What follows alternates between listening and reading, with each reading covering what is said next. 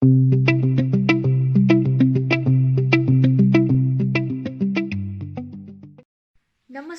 welcome to Siksha World. Today we are going to revise chapter Anatomy from Botany, and I'm going to discuss on short questions, that is 3 marks question from this chapter.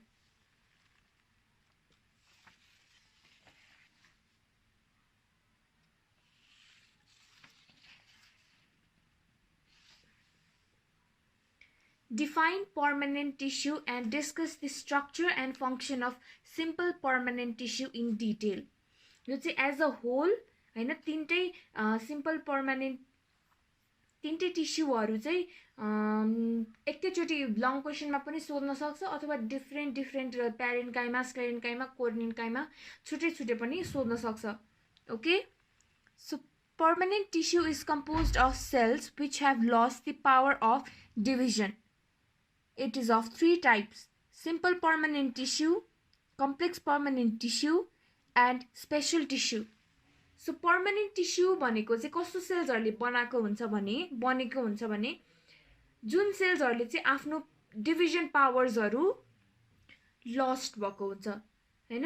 So simple permanent tissue भनेको चाहिँ a simple permanent tissue which is a simple tissue which is made up of similar type of cells forming of homogeneous mass of cells भनेकै simple permanent tissue हो. They may be living or dead. The common examples are parenchyma, collenchyma, and sclerenchyma. We are going to discuss on these 3 topics. So parenchyma एकदमै very important हैन. Parenchyma भनेको चाहिँ it consists of isodiametric thin walled living cells with intercellular spaces. यो के हो? Isodiametric thin walled living cells हो जसमा चाहिँ intercellular spaces हरु हुन्छ. Each cell is bounded by a cellulosic cell wall with centrally located large vacuole and peripheral cytoplasm having nucleus. यसको each cells चाहिँ are bounded by cellulosic cell wall जसको चाहिँ centrally located vacuole र peripherally located nucleus हुन्छ. It is found almost in all parts of plants such as stem, root, leaf, flowers, and fruit. र यसको main function भनेको चाहिँ it stores food material. The main function is storage of food materials.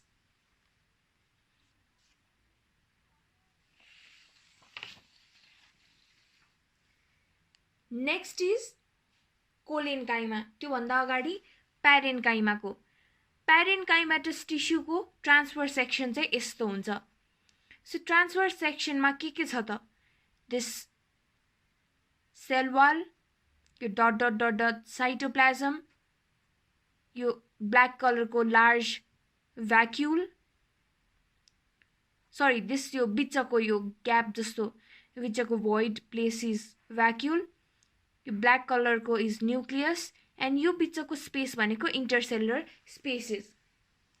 It is modified into following types based on specific function such as prosenchyma, chlorenchyma, erenchyma, xylem parenchyma, and phloem parenchyma. So these are the features of parenchyma. र parenchyma भन्यो भने यति points लेख्ने अनि TS of parenchymatous tissue बनाइदिने. Next is collenchyma. So what is collenchyma? It is polygonal, spherical, or elongated with pointed or rounded ends. The cell walls are unevenly thickened and rich in pectin and hemicellulase. It is found in hypodermis and herbaceous stem and dicot leaf. It may contain chloroplast and perform photosynthesis. It provides mechanical support to stem and provides flexibility of organs. It is simple, non-lignified, living mechanical tissue with or without intercellular spaces and originated from the ground meristem. So यो चाहिँ polygonal shape को, spherical shape को र elongated खालको हुन्छ. र यसको cell walls हरु चाहिँ unevenly भनेको कतै कतै मात्रै भनेको कतै कतै somewhat thicken and rich in pectin and hemicellulose हुन्छ। यो कता पाइन्छ, यो कतातिर भेटिन्छ भन्दाखेरि हाइपोडर्मिस र हर्बेसियस स्टेम अफ डाइकट लिफमा भेटिन्छ। इट कन्सिस्ट, यो कोलेन्काइमामा चाहिँ क्लोरोप्लास्ट र यसले फोटोसिन्थेसिस गर्न सक्ने क्यापेबिलिटी हुन्छ।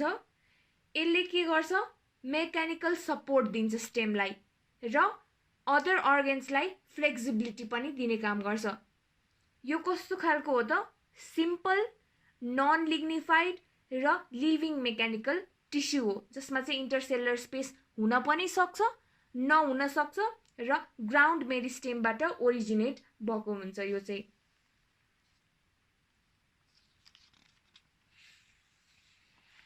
सो यसको फिगर चाहिँ यस्तो छ, T S of collenchymatous tissue. This is the figure. यो ब्राउन कलरको is pectin and cellulose, vacuole, nucleus and cytoplasm. र number 3 is sclerenchyma. What is sclerenchyma? It is long elongated cell with narrow and pointed ends.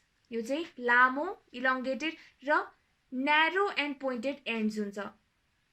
It is lignified and thick walled dead cell that does not perform metabolism. यो यसको चाहिँ वाल्सहरु एकदम thick dead sale, thick र dead सेल्सहरुले बनेको हुन्छ र यसले यसमा चाहिँ मेटाबोलिजमहरु एक्टिभिटी हुँदैन। It is developed either from procambium or from secondary parenchyma. It contains deposition of different types of lignin with pits. Most commonly, the sclerenchyma cells are grouped into fibers and scleroids. So figure चाहिँ यो हो र यो बाहिरको यस्तो covering चाहिँ मैले यतिमा एक्जाम्पल देखाइदिएको, यो सबैमा त्यस्तै बनाउनु पर्छ। And then this is cell wall, this is middle lamella, lumen and pit. This is T S of sclerenchyma tissue.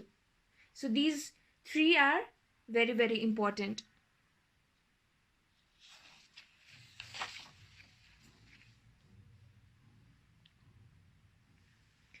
Define tissue and describe in detail about the structure and function of complex permanent tissue with suitable examples.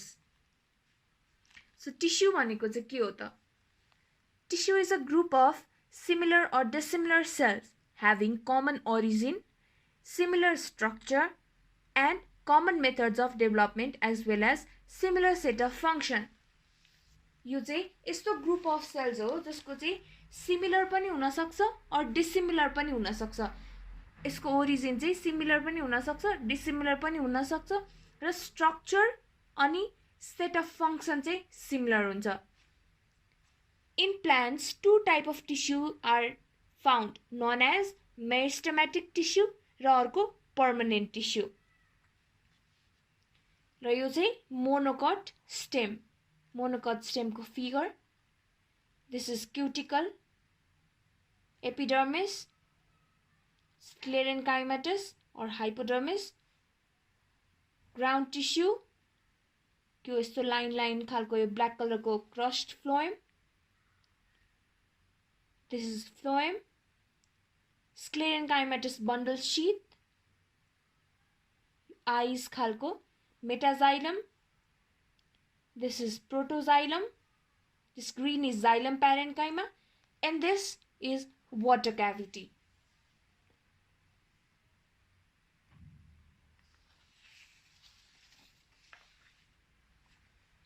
Now difference between xylem and phloem. So xylem and phloem ma difference चाहिँ के छ त?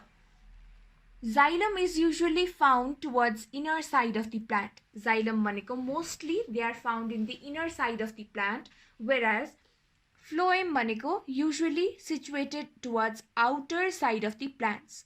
Phloem चाहिँ it is situated towards the outer side of the plant.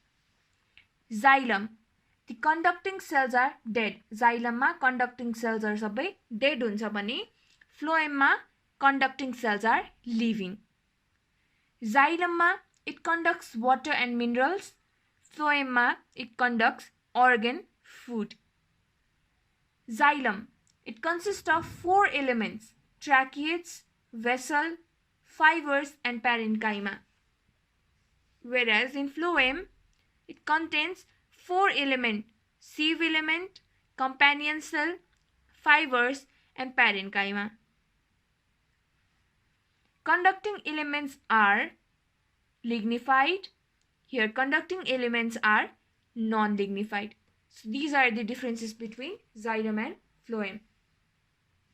अर्को asked question is, describe the tunica and corpus theory भनेर सोधेको छ.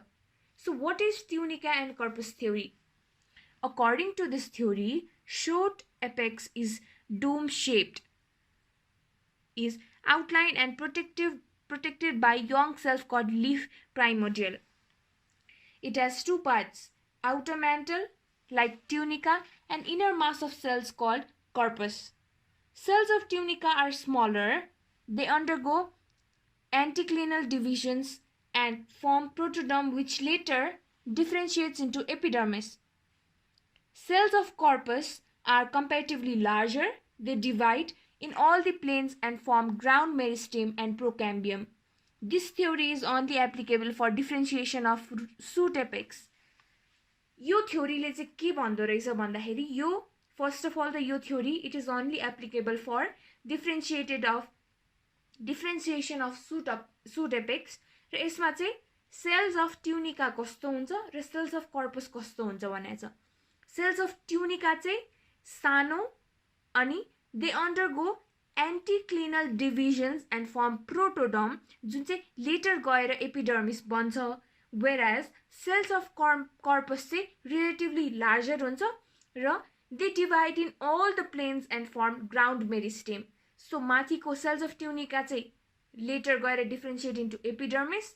This cells of corpus later differentiate into ground meristem and procambium. So this is it for tunica and corpus theory.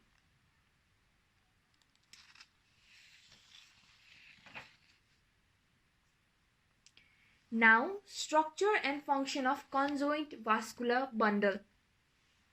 In this case, xylem and phloem are present in the same bundle. They combine together in a single bundle. Conjoint vascular bundle are of 3 types. 3 types के हो त त्यसको? Collateral vascular bundle सुरुमा. In collateral vascular bundle, xylem and phloem lie together in the same radius, xylem being internal and phloem being external in position.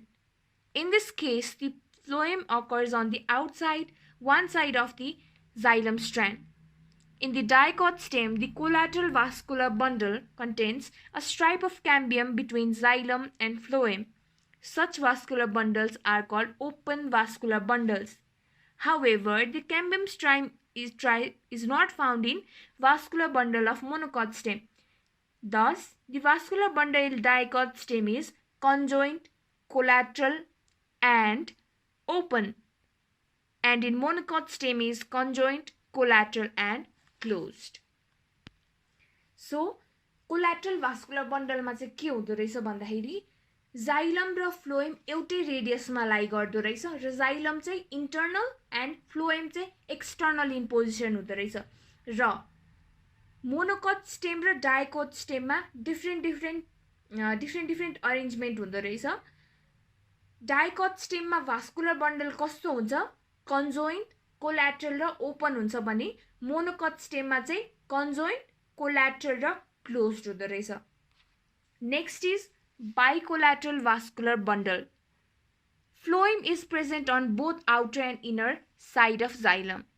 A stripe of cambium is also found in the outer side and inner side of xylem. The sequence of vascular tissues are on the outer phloem, outer cambium, xylem, inner cambium, and inner phloem. यसमा चाहिँ phloem both outer र inner, अघि चाहिँ just external in position थियो भने अहिले चाहिँ outer पनि inner पनि xylem हुन्छ र xylem को outer side मा पनि phloem, inner side मा पनि phloem. र यो sequence of vascular tissue are सुरुमा outer phloem, त्यसपछि outer cambium, त्यसपछि xylem अनि inner cambium र outer phloem. Sorry inner phloem त्यसरी चाहिँ अरेन्ज्ड भएर बस्या हुन्छ. These are always open.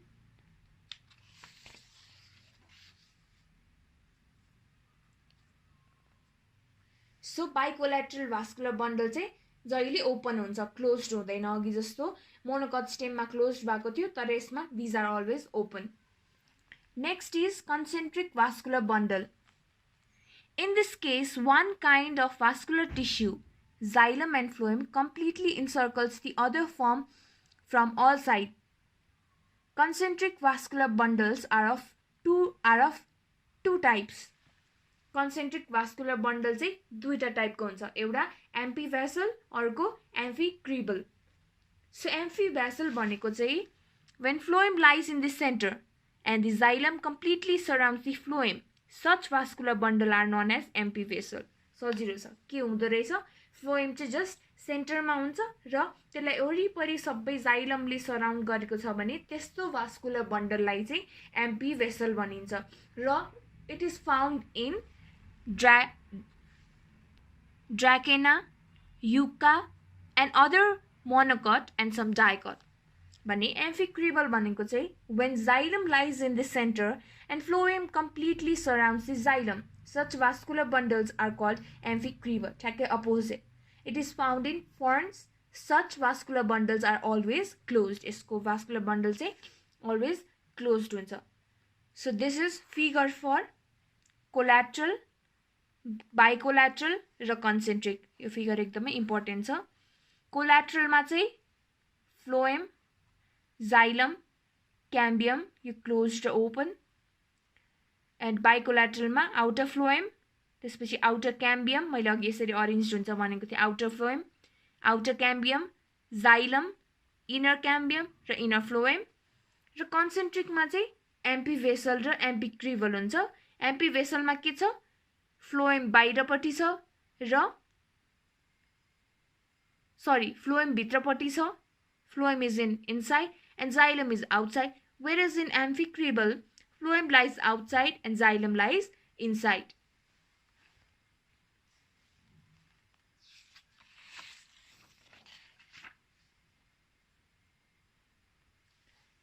Structure and function of erenchyma.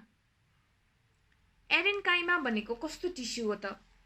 Erenchyma is a spongy tissue that forms specks or air channel in the leaves, stem and root of some plants, which allow exchange of gases such as oxygen, ethylene between the plants above the water and the submerged tissues. Erenchyma ले भनेको just gases exchange मा help गर्छ. Erenchyma is also widespread in aquatic and wetland plants which must grow in hypoxic soils. This is erenchyma tissue and it has air cavity in between. र यसको functions चाहिँ के हो त? The large air-filled cavities provide a low-resistant internal pathway for the exchange of gases between the plant organs above the water and submerged tissue. Plant which are above the water, plant जुन चाहिँ पानी भन्दा माथि छ त्यसमा चाहिँ gases exchangeहरू हुनलाई help गर्छ. This allows plants to grow without incurring the metabolic cost of anaerobic respiration.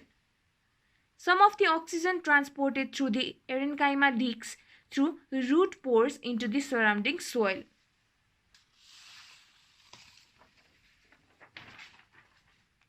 Structure and function of phloem tissue.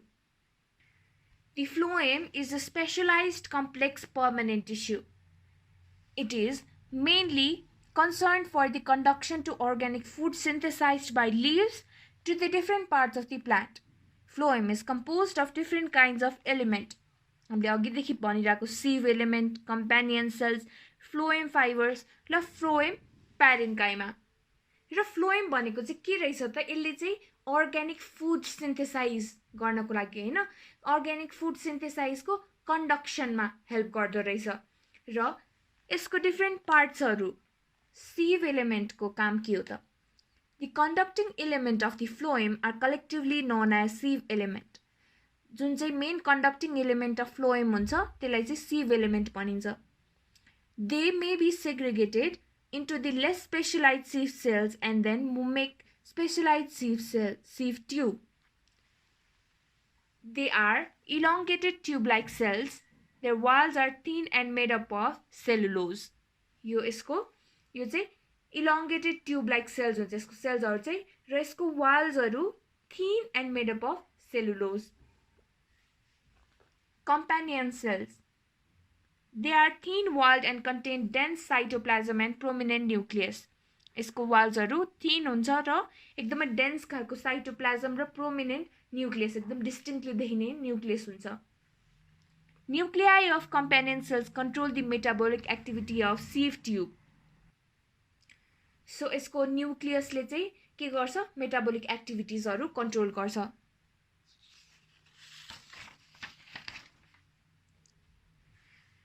The companion cells are found in angiosperm only.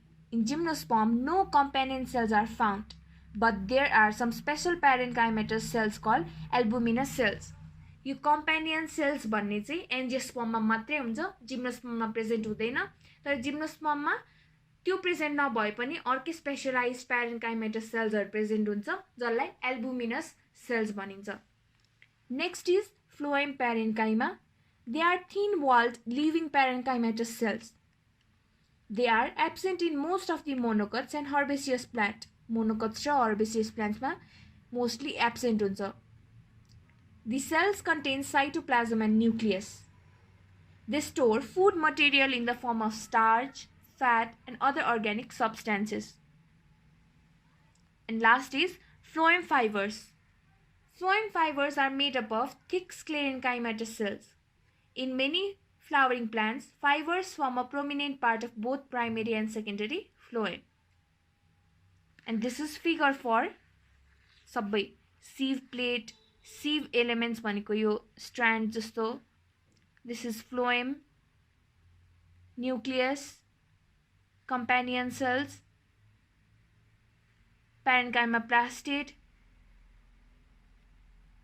र यो as a whole phloem tissue को figure.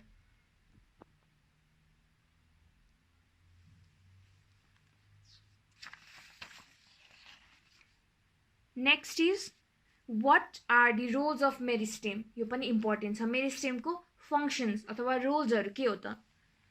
The main function of meristem tissues are as follows.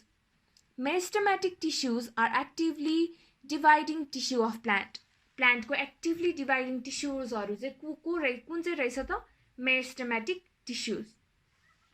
They are responsible for primary and secondary growth of the plant. यो meristematic tissue हरु चाहिँ they are responsible for primary and secondary growth of the plant. All new organ and their growth occur by the division of meristematic tissue. सबै नयाँ growth हरु र नयाँ organs को growth हरु चाहिँ meristematic divide भएर हुन्छ. Secondary tissue such as wood, cork is also formed due to activity of meristematic tissue. अब secondary tissues हरु wood हैन cork त्यो पनि division of or activity of meristematic tissue ले नै बनेको हुन्छ. Next is apical meristem of stem products new leaves and branches. Produces new leaves and branches. भनेको apical meristem ले चाहिँ new leaves र branches हरु produce गर्छ. And last question is difference between the spongy parenchyma and palisade parenchyma. Spongy parenchyma, it is found towards the lower epidermis, whereas palisade parenchyma, it is found below the upper epidermis. Spongy parenchyma cells are with large intercellular spaces, whereas in palisade parenchyma, cells are compactly arranged at right angle to the epidermis. Spongy parenchyma, it contains chloroplast molecules but lesser in number, whereas in palisade parenchyma, it contains chloroplast with high quantity. Spongy parenchyma possesses elongated columnar cells, whereas palisade parenchyma possesses irregular or isodiametrical cells. Spongy parenchyma are non-living inclusions are completely absent र palisade प्यारेन्काइमामा चाहिँ non living inclusions are found in this layer. So एकदम important इक्जाम्समा सोधेको main short क्वेसन्सहरू चाहिँ यति हो. And thank you.